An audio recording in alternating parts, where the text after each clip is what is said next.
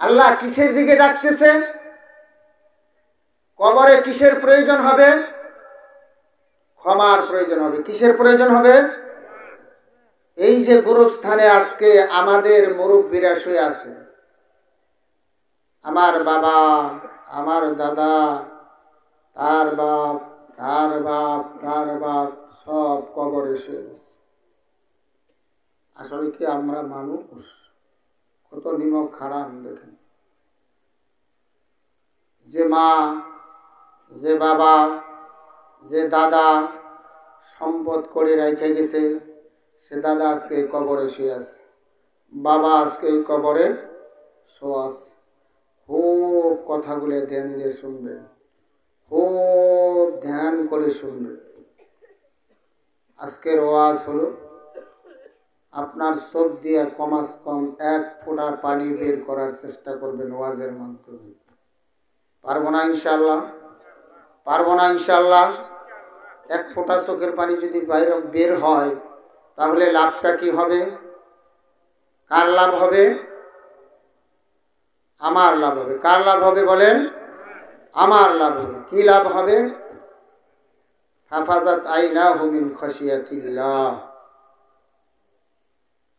যে কেউ যদি আল্লাহর ভয়ে 1টা ফোঁটা চোখের পানি ফালাইতে পারে, তাহলে ওই ফোঁটাটা জমিনের মধ্যে পড়লে লাম ইয়াযিবুহুল্লাহু ইয়াউমুল কিয়ামা, আল্লাহ তাআলা তাকে কিয়ামতের দিন আযাব দিবেন না। আরো জোরে বলি সুবহানাল্লাহ। তাহলে 1 ফোঁটা চোখের পানি ফেলে যদি আখিরাতে মাপ পাওয়া যায়, তাহলে এই 1 ফোঁটা চোখের পানি ফেলানোর দরকার আছে না? প্রয়োজন আছে? এই 1 ফোঁটা চোখের পানি ফেলাইয়া কি বলবো আমরা? আল্লাহ পাক রব্বুল আলামিন যে আমাকে ডাক দিয়েছেন, ও বান্দা সব ক্ষমার দিকে। কিসের দিকে? ক্ষমার দিকে। আমি যদি চোখের পানি ফেলাইয়া না ফেলাইয়া আল্লাহর কাছে আমি চাই, আল্লাহ কি আমাকে মাফ করবে? আর 1 ফোঁটা চোখের পানি ফেলানোর সাথে সাথে আল্লাহ আপনারে মাফ করিয়ে দিবে। 4টাখানি কথা।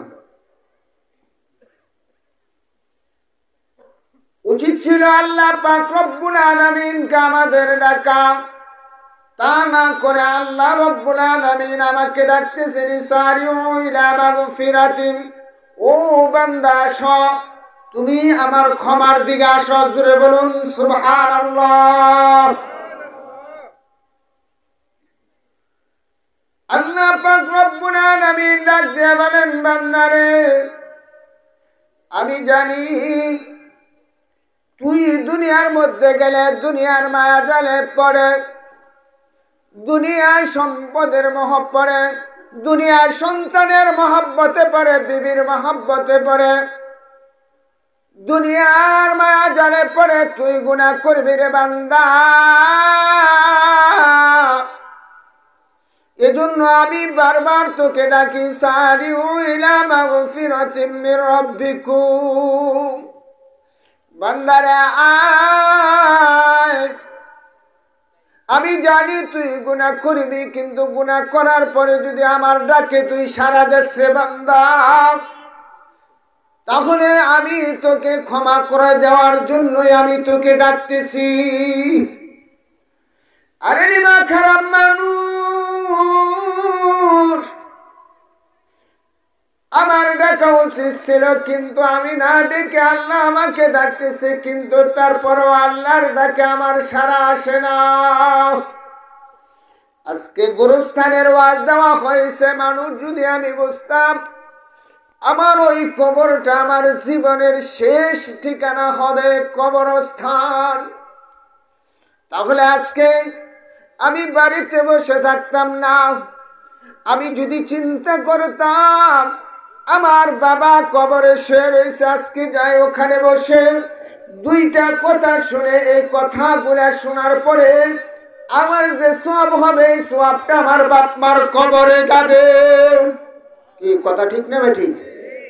আমরা যারা এখানে কথা শুনতেছি আমাদের সোয়াব হচ্ছে না? হয় না? আমাদের সোয়াব হইতেছে। আর যারা বাড়িতে বসে রয়েছে তাও কি সোয়াব হবে? তাইলে আমাদের মুরব্বীরা আজকে আমরা যারা এখানে বসে আমার কথা শুনতেছি তাদের কবরে সোয়াব পৌঁছাইতেছে, তাদের কবরে সোয়াব যাইতেছে। আর যারা বাড়িতে বসে আছে তাদের মুরব্বীরা আজকে আফসোস করে বলে,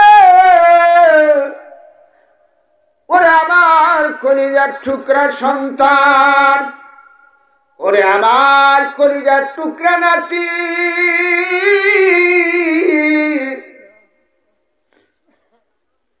আমি তো বড় তোরে আদর করে কোলে কাকে নিয়ে আমি তোরে পালছিলাম রে সন্তান।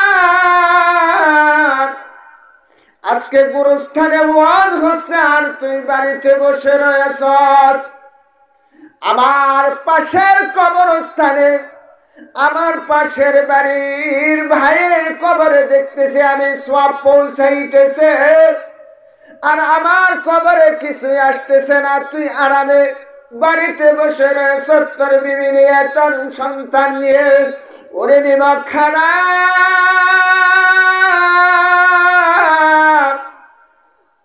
তুই একদিন এই কবরে আবি রে, তোরা একদিন কবরে আসতে হবে।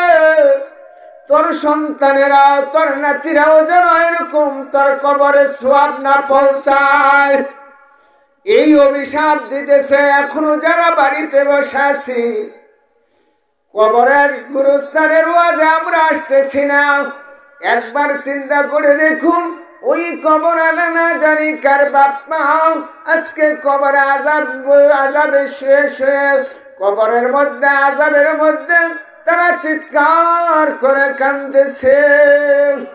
আহারে আমার কলিজার টুকরা সন্তান, আজকে যদি তুই কবরস্থানের ওয়াজ আসতি, আমার জন্য যদি দুইটা হাত তুলে একবার একটু দোয়া করতি, আল্লাহ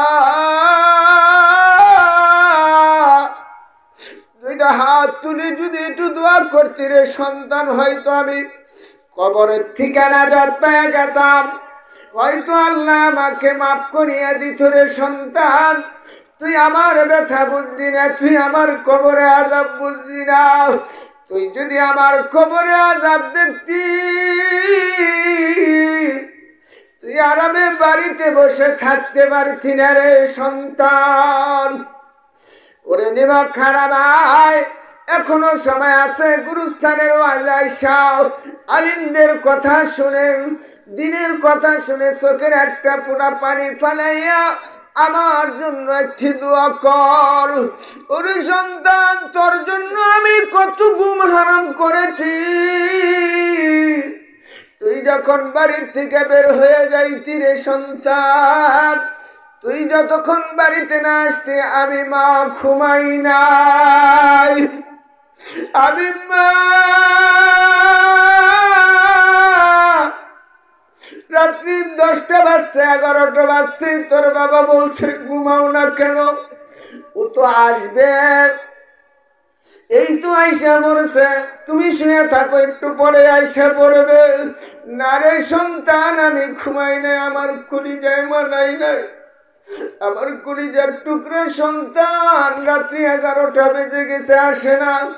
না, আমার সন্তান কোন বিপদে পড়েছে, কোন বিপদ থেকে কোন সময় কোন সংবাদ আসবে, ঘুমের তালে আমার উঠতে দেরি হবে।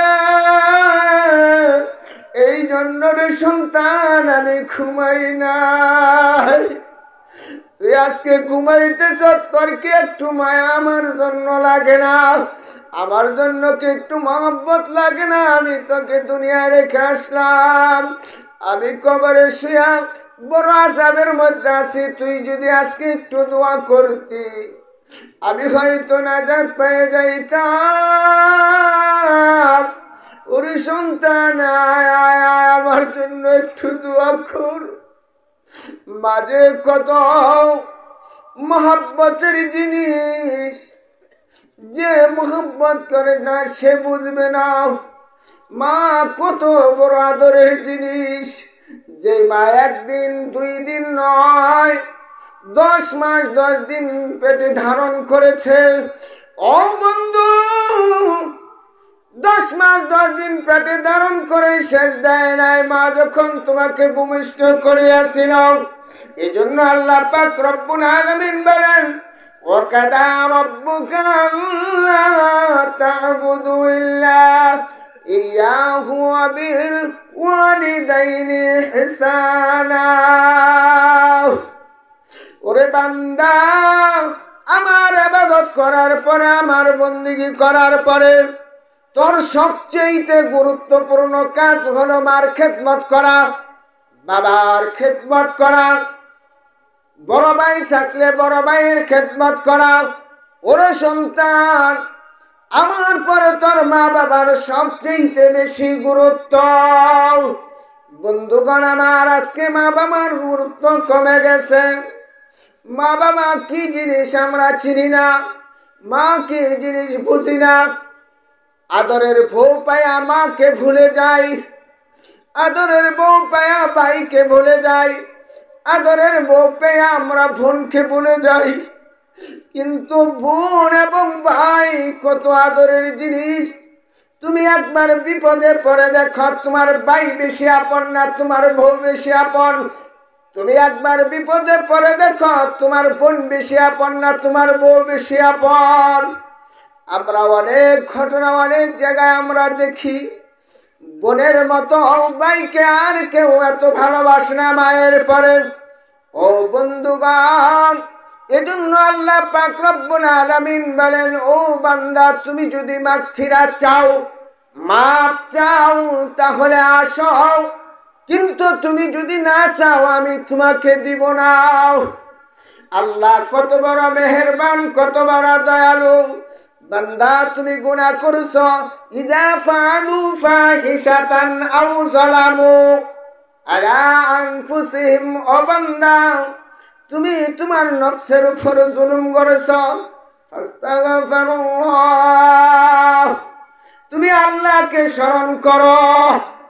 যখন গুনাহ হবে, গুনাহ করার সাথে সাথে যদি আমি আল্লাহকে স্মরণ করি, আল্লাহকে ডাক দিয়ে যদি আমি চোখের পানি ফেলাইতে পারি, তাহলে আল্লাহ পাক রব্বুল আলামিন আমার ওই চোখের পানির কারণে আল্লাহ আমার ওই কৃত গুনাহগুলো মাফ করিয়া দিবেন। জোরে কোন সুবহানাল্লাহ। আমরা মাপের জন্য তো আজকে এখানে বসছি, কথা ঠিক আছে না? না আমরা অন্য কোনো কারণে এখানে আসছি? আহারে আফসোস, আফসোস কি কমু। এত ওয়াজ নসিহত হচ্ছে, কিন্তু মানুষের বুঝ আসছে না। কত দিল কঠিন আমাদের, আমাদের অন্তর এত কঠিন। আজকে ইসলাম আমরা বুঝি না, ইসলাম আমরা চিনি না, কোরআন চিনি না, হাদিস চিনি না। আমরা দুনিয়া নিয়ে পাগল হয়ে গেলাম। কেন? আমরা কি কবরে আসবো না? কবর প্রতিদিন আমাকে ডাকতেছে, প্রতিদিন কবর আমাকে 5 বার করে ডাকে। কয়বার? প্রতিদিন কবর আমাকে 5 বার করে ডাকে। কবর কি বলে? যে আমি কিন্তু অন্ধকার ঘর, তুমি আলো নিয়ে এসো। কবর কি? কিসের ঘর? অন্ধকার ঘর। কি নিয়ে যাইতে বলছে? আলু। তো আলু কি দিয়ে নিবেন আপনি? আলু কি? আলু কি আপনি হারিকেন নিয়ে যাইবেন, হ্যাজাক লাইট নিয়ে যাবেন, না কারেন্টের বাতি নিয়ে যাবেন? কোনোটাই তো ওখানে চলবে না। তাহলে কি নিয়ে যাইতে হবে? বলছে কবর। বলে তুমি ঈমান নিয়ে আসো। কেউ ঈমান হলো কবরের আলু। জোরে কোন সুবহানাল্লাহ। ঈমান কি? আলু। ঈমান কি? আলু। যারা ঈমান আনছে ওরা আলু পাইছে। ওই আলুটাকে পুরা চার্জ দিতে হবে মুসলমান। লাইটে যদি চার্জ না থাকে তাহলে কি আলু জ্বলবে? আপনি ঈমান আনছেন, আপনার লাইট ঠিক আছে, এখন লাইট জ্বালানোর জন্য আপনার কি প্রয়োজন? চার্জ দিতে হবে। চার্জ কি? চার্জ হলো আপনার আমল। আপনি যত আমল করবেন, আপনি যত নামাজ পড়বেন, আপনি যত রোজা করবেন, আপনি যত সুবহানাল্লাহ বলবেন, যতবার আল্লাহু আকবার বলবেন সব কিছু আপনার ইমানের জন্য আলো হইতে থাকবে, আপনার লাইটের চার্জ হইতে লাগবে। যত আপনি নেকির কাজ করবেন আপনার আলো বাড়তে থাকবে। আপনি কবরে যাওয়ার পরে আপনার কবর দেখবেন আলোকিত হয়ে গেছে। জোরে কোন সুবহানাল্লাহ। কবর বলে আমি একাকীর ঘর। কবর কি বলে? আমি একাকীর ঘর। কবরে কি কোনো সাথী যাবে? যাবে? কবরে কোনো সাথী নিতে পারবেন? আপনার বাপ আছে, মা আছে, ভাই আছে, বন্ধু আছে, কেউ যাবে কবরে? আচ্ছা, বিবি সাহেবকে এত মহব্বত করেন, ভালোবাসেন, হ্যাঁ? মা বাবার চেয়েও বিবি সাহেবকে বেশি ভালোবাসে কত মানুষ। কি কথা ঠিক না? হ্যাঁ, মা বাবা ছাড়তে পারে, বউ ছাড়তে পারবো না। মা বাবা বিনো খায়, কিন্তু বউরে কোনো সময় বিনো করে দেয় না। দেয় না? বউরে বিনো করে, মা বাবারে বিনো করে দেয়। পোলা তিনটা, তিন পোলা, মার ওষুধ লাগবে, একবার ওই বড় ছেলের কাছে যায়, আবার যায় মেজু ছেলের কাছে, আবার যায় ছোট ছেলের কাছে। এটা ঠিক আছে? কাজটা কি ঠিক না বেঠিক? মা কেন ওষুধের নিগা একবার বড় ছেলের কাছে যাবে, একবার ছোট ছেলের কাছে যাবে, একবার মেজু ছেলের কাছে কেন যাবে? আমি চাইবো মাকে, আমি বলবো মা তোমার ওষুধ পাতি যা লাগে আমার কাছে চাইবা। মেজু ভাই বলবে মা তোমার ওষুধ পাতি যা লাগে আমার কাছে চাইবা। ছোট ছেলে বলবে মা তোমার যা ওষুধ পাতি লাগে আমার কাছে চাইবা। এখন মা যেসুম মনে চায়, যার কাছে চায় চাইবে। সোয়াবের বাগি কি সবাই হবে না? সবাই হবে না? সবাই সোয়াবের বাগি হবে। আর যদি কয় আমি বড় ছেলের কাছে গেলে, বড় ছেলে কয় ছোট জনের কাছে যাও, ছোট জনে কয় মেজু জনের কাছে যাও। কাজটা খুব ভালো, তাই না? আরে আর বউ যদি অসুখ হয়, হ্যাঁ, বউ অসুস্থ হওয়ার আগে কোন রকম একটু ঠান্ডা লাগা সারতে পারে না, বা দৌড়াইয়া বাজারে যায়, ওষুধ তাড়াতাড়ি আনতে হইব, বিবি সাহেবকে ঠিক রাখতে হইব। ও নেবা খারাম, তোর মা তোর কাছে ওষুধের নিগা আইলো, তুই বললি মাঝে জনের কাছে যাও, আর মেজু জনের কাছে গেলে সে বললো ছোট জনের কাছে যাও, আর তোর বউ ঠান্ডা লাগা সারতে পারলো না, তুই দৌড়িয়া বাজারে গেলি। এই হিসাব তুই কিয়ামতের দিন দিতে পারবি? দেওয়া সম্ভব? জিকির করেন লা ইলাহা ইল্লাল্লাহ, লা ইলাহা ইল্লাল্লাহ। জোরে জোরে লা ইলাহা ইল্লাল্লাহ, জোরে জিকির করেন।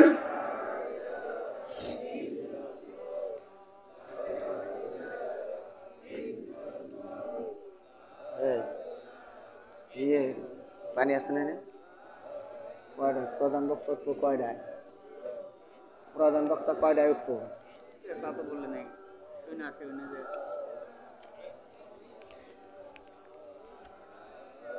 লা ইলাহা ইল্লাল্লাহু মুহাম্মাদুর রাসূলুল্লাহ।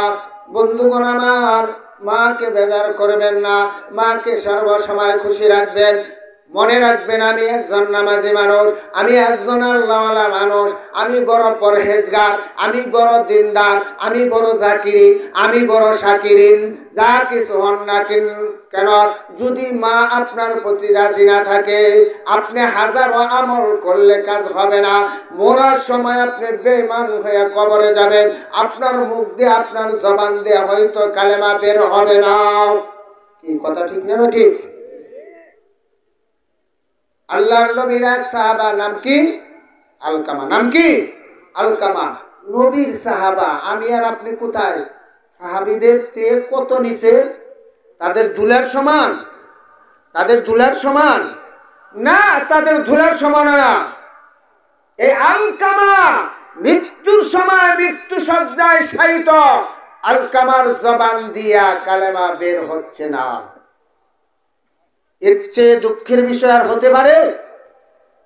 আলকামা মৃত্যু সজ্জায় শায়িত, বারবার চতুর্পাশে বসে অন্যান্য সাহাবা একরামরা বলতেছেন লা ইলাহা ইল্লাল্লাহ, লা ইলাহা ইল্লাল্লাহু মুহাম্মাদুর রাসূলুল্লাহ। আলকামার জবান দিয়া কালেমা বের হয় না, চোখ দিয়া জোর জোর করে পানি ছেড়ে দিচ্ছে। কেন আমার জবান দিয়া কালেমা উচ্চারিত হচ্ছে না? কেন আমি কালেমা পড়তে পারছি না? না, জবান ঘুরে না, জবান ঘুরে না, জবান ঘুরে না, কালেমা পড়তে পারে না। সাহাবা একরামরা পাগল হয়ে গেলেন। হাইরে, আলকামা যদি আজকে কালেমা ব্যতীত কবরে যায় তাহলে বেঈমান হয়ে কবরে যাবে। বেঈমান হয়ে যদি কবরে যায় জাহান্নামের আগুন ছাড়াও পায় নাই। জাহান্নামের আগুন কেউ সইতে পারবো না। জাহান্নামের আগুন সহা তো কঠিন নয়। আলকামাকে জিজ্ঞেস করা হলো, কালেমা পড়তে পারো না কেন? জানি না, কালেমা পড়তে পারে না। মাকে জিজ্ঞেস করা হইল, কালেমা পড়তে পারে না। ও, তোমার কি কোনো দায় দাবি আছে? হ্যাঁ আছে, আমার আলকামার প্রতি একটা দাবি আছে।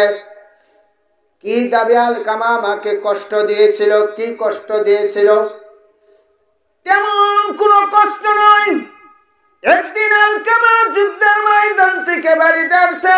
আমি মা ঘরের দরজার মধ্যে বসেছিলাম গো, বড় আশা নিয়ে বসেছিলাম আলকামা আসবে আর আমার নবী কেমন আছে আলকামার কাছে জিজ্ঞেস করব, নবীর খবরটা শুনবো। যেহেতু যুদ্ধের ময়দানে গেছে, যুদ্ধের ময়দান থেকে আসার পরে আমি জানবো আমার প্রিয় নবী কেমন আছে।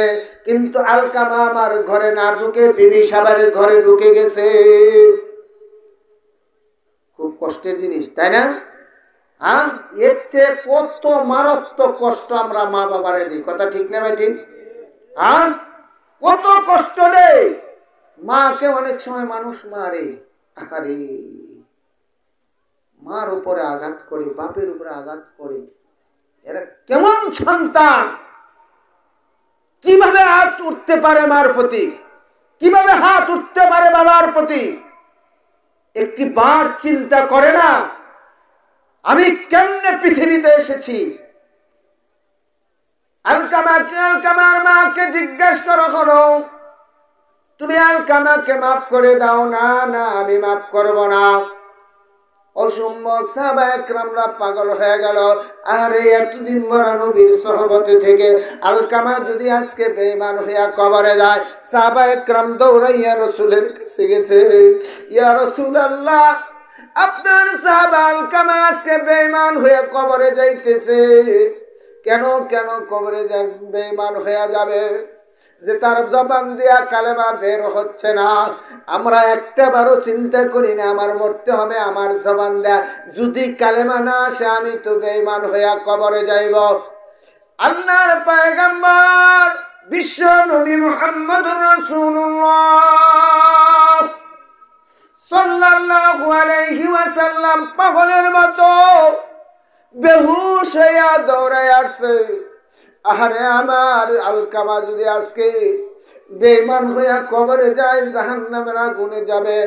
জাহান্নামের আগুন বড় কঠিন, আমার আলকামা সইতে পারবো না। কারণ আমি মেরাজে গিয়ে দেখেছি, জাহান্নাম দেখে আসছি, জাহান্নাম বড় কঠিন। দৌড়ে আয়সা বলে, আলকামার মা, তুমি আলকামাকে মাফ করে দাও, ক্ষমা করে দাও। না, আমি ক্ষমা করব না, আমি ক্ষমা করব না। আলকামার কাজের কারণে আমি বড় ব্যথিত হয়েছি, বড় কষ্ট পাইছি গো নবী। আলকামা যুদ্ধের ময়দানে গেছিল, আপনিও গেছিলেন। আমি বড় আশা নিয়ে ঘরের দরজায় বসেছিলাম, আলকামা আসবে, আপনার খবরটা আমি শুনবো। সেদিন আমার ঘরে না ঢুকে বিবির ঘরে ঢুকে গেছে। আমার মনে এত কষ্ট পাইছে, আমি ওটা সইতে পারি নাই। আল্লাহর পয়গম্বর ডাক দিয়া বলে, ও সাহাবা একরাম, যাও তোমরা সকলে মিলে লাকড়ি নিয়ে আসো গো, লাকড়ি নিয়ে আসো। আলকামাকে আমি দুনিয়ায় পুড়িয়ে দিব, কিন্তু আমার আলকামাকে কবরে জাহান্নামের আগুনে পুড়তে দিব না। সাহাবা একরামরা লাকড়ির ব্যবস্থা করেছে।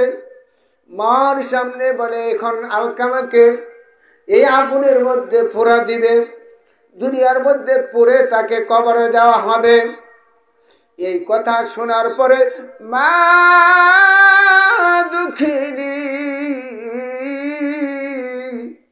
কোন সন্তানকে আগুনের মধ্যে পোড়া দিবে তার সামনে এটা সহ্য করতে পারে না। আল্লাহর নবী যখন বলছে, আলকামার মা ধরে আসে বলে, আল্লাহর পয়গম্বর আপনার দুটি পা ধরে বলি, আমার আলকামাকে আপনি আগুনের মধ্যে পুরাইবেন না। জোরে কোন আল্লাহু আকবার। ও আল্লাহর পয়গম্বর,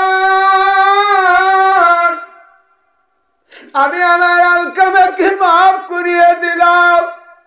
আমার সুখের সামনে আমার আলকামা আগুনের মধ্যে পুড়বে, আমি মা চায়া চায়া দেখবো, এটা কখনো সম্ভব না, এটা কখনো সম্ভব না। ও বন্ধু, মা যদি তার সন্তানকে আগুনের মধ্যে পুরা পেটে সহ্য করতে না পারে, আবার বলি গাল্লা বড় আদর করে মানুষ বানাইছে, তাদেরকে জাহান্নামের আগুনে কিভাবে জ্বালাইবে? আদর করিয়া মানুষ আল্লাহ বানায়া, সকলে বলেন আদর করিয়া মানুষ আল্লাহ বানায়া, কেমনে দিবা জাহান্নামে ফালায়া, কেমনে দিবা জাহান্নামে ফালায়া। আল্লাহ বললেন, আমি বান্দাকে জাহান্নামের জন্য বানাই নাই, মার চেয়ে আল্লাহ তাআলার শত শত গুণ বেশি মায়া। আল্লাহ আমাকে আপনাকে জাহান্নামের আগুনে ফালানোর জন্য বানায় নাই। এজন্য বন্ধুগণ আমার, আলকামার মা যখন বলল আমার সন্তানকে আমি মাফ করিয়া দিলাম, সঙ্গে সঙ্গে আলকামার জবান দিয়ে বের হলো লা ইলাহা ইল্লাল্লাহু মুহাম্মাদুর রাসূলুল্লাহ সাল্লাল্লাহু আলাইহি ওয়াসাল্লাম। তাহলে মার কাছে ক্ষমা নেওয়ার প্রয়োজন আছে না নাই? আমরা আছি না মাকে কষ্ট দিছি এরকম? হ্যাঁ ভাই, কি হয়েছে? 9:30 বা 9টা বাজে, 9:10 বা 9:30। তো আমরা আল্লাহ তাআলা আমাদেরকে সেই মা বাবার খেদমত করার জন্য বলছে। যাদের মা নাই তারা তো কবরে চলে গেছে, আর যাদের মা আছে আমরা তারা খেদমত করতে পারবো। আজকের ওয়াজ শুনা প্রধান বক্তা আসতেছেন, উনি অনেক সুন্দর আলোচনা করবেন। তার আলোচনা শুনে আমরা মা বাবার খেদমত করব যাদের আছে, যাদের নাই তারা কি করব? তাদের কিছু করণীয় আছে না?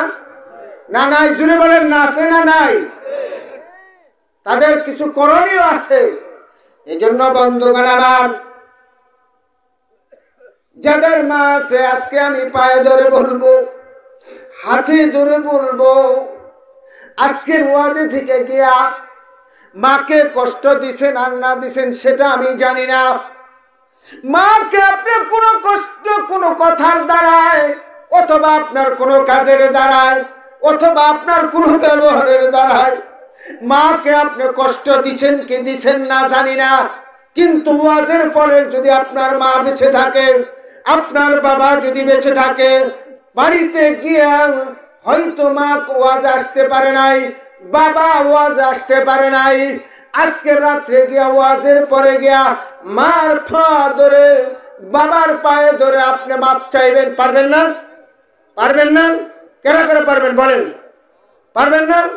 যে মা আমি হয়তো জানি না আপনাকে কোনো কষ্ট দিতে পারি, বাবা আপনাকে আমার কোনো কথার দ্বারা আমি কষ্ট দিতে পারি, আমার জানা নাই, আমি আজকে মাপ চাই। আল্লাহর কসম করে বলছি বন্ধু, এই মাপ চাওয়ার পরে বাকি যে আরো সামনে দিনগুলো আছে, অতীত জীবনে আপনি যা অন্যায় করছেন, মাপ চাইবেন আজকে। মাপ চাওয়ার পরে মা আপনাকে মাপ না করে দিয়ে পারবেন না, কি পারবেন? আপনি যদি মার পা ধরে কান্দেন, বাবার পা ধরে কান্দেন, আপসে যদি মাফ করে দেয় আলহামদুলিল্লাহ। আর যতক্ষণ মাফ না করব, তখন যদি আপনি পা ধরে বসে থাকেন, মা কি মাফ না করে পারবে? আপনি যদি আল্লাহর কসম করে বলছি, ও বন্ধু, দুনিয়ার থাকতে মা বাবার পা ধরে মাপ চেয়ে আপনার ক্ষমা করিয়ে নেন। মা যদি আপনাকে ক্ষমা না করে, বাবা যদি আপনাকে ক্ষমা না করে, আপনি যদি আজকের রাত্রের পরে কবরে চলে যান, আপনার জন্য জাহান্নাম ফিট করিয়া রাখছে। কি কথা ঠিক না নাকি? জোরে বলুন নাউজুবিল্লাহি মিন যালিক। পারবেন না আজকে? পারবেন তো মা বাবার কাছে মাপ চাইতে? কমাস কম হাতে ধরে মাপ চাইবেন যে মা আমি মাপ চাই, যে অতীত জীবনে ভুল করছি কি করি নাই জানি না, কিন্তু আমি তোমার কাছে মাপ চাই। মাফ করিয়া তারপরে আপনি ঘুমাইবেন ইনশাআল্লাহ। আল্লাহ তাআলা বাকি সামনে দিনগুলো আছে, মা বাবার যথাসম্ভব ভালো করে আপনার আমি খেদমত করার চেষ্টা করব। আল্লাহুম্মা আমিন। সকলে বলেন আল্লাহুম্মা আমিন। আল্লাহ আমাদের সকলকে খেদমত করার তৌফিক দান করুন। সকলে বলি আমিন। তো সম্মানিত ভাইয়ের আমার, এই মা বাবা ছাড়া যাদের নাই, আমার তো আজকে আর মাপ পাওয়ার কোনো উপায় নাই। না আছে? চোখটা বন্ধ করে কথাগুলো শুনেন। চোখ বন্ধ করেন সকলে, চোখ সকলে বন্ধ করেন, কেউ তাকায় থাকবেন না। একদম আল্লাহর দিকে মনোনিবেশ করুন, আল্লাহর দিকে মনোনিবেশ করুন। আমি বলছি, আমি আজকে কবরে বসে আছি, আর কবরে কিছু শুয়ে আছে মানুষ, মনে করবেন আমিও কবরে শুয়েছি, আমিও কবরে আজকে শুয়েছি। আমি আর এখান থেকে নামা যেতে পারি। আমি আজকে হঠাৎ করে আমার সামনে এখান থেকে উঠে যাওয়ার পরে সামনে যদি আজরাইল এসে পড়ে, আজরাইল আসকে পড়লে আমার আর সামনে যাওয়া হবে না। আমি যদি হঠাৎ করে পড়ে যায়, মানুষ কই স্ট্রোক করে মরে গেছে না রে বাবা, স্ট্রোক করে নাই, আজরাইল তার সামনে, তার সময় ওই পর্যন্ত সিন হয়ে যা আজারুহুম লা ইস্তাখিরুনা ওয়া লা ইস্তাকদিমুন। তার ওই পর্যন্ত হায়াত ছিল, সে মরে গেল। আমি পরে গেলাম, আজরাইল আমার সামনে উপস্থিত, আমার বাড়িতে যাওয়ার সুযোগ নাই। আমি হঠাৎ করে পড়ে গেলাম,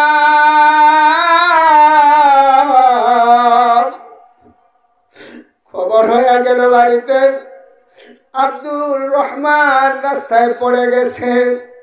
আব্দুর রহমান আর দুনিয়াতে নাই।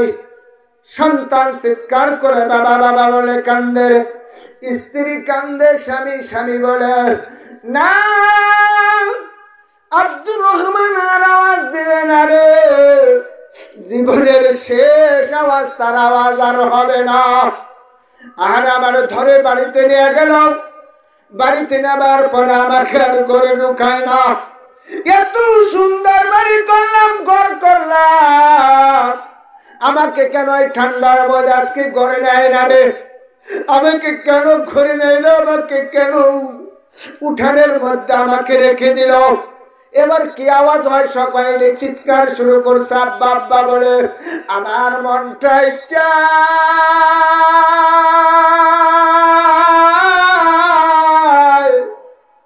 আমার বুকটা ফেটে যায়। আমার সন্তান বাবা বাবা বলে চিৎকার করতেছে, আবার বলেছে আমি তাকে সান্ত্বনা দে, বাবা কান্দিও না, কান্দিও না। না, আমার জবান তো কথা শুনে না। আমি হাত দিয়ে ইশারা করবো বন্ধু, আমার হাত তো আমার কথা শুনে না। আমি শুনি কিন্তু আমি জবাব দিতে পারি না। জবাব তো আর আসবে একটা আওয়াজ আসে, যাও কালামপুর বাজার থেকে কাপড়ের কাপড় নিয়ে আসো। আরে আমি না শুনলাম সাদা কাপড়ের কাপড় কালামপুর থেকে কাপড় আনতে বলে। আরে কেউ বলে বাঁশ কাটতে যাও। আরে মাত্র না আমি পরে গেলাম, আমাকে গরু ঢুকায় দাও।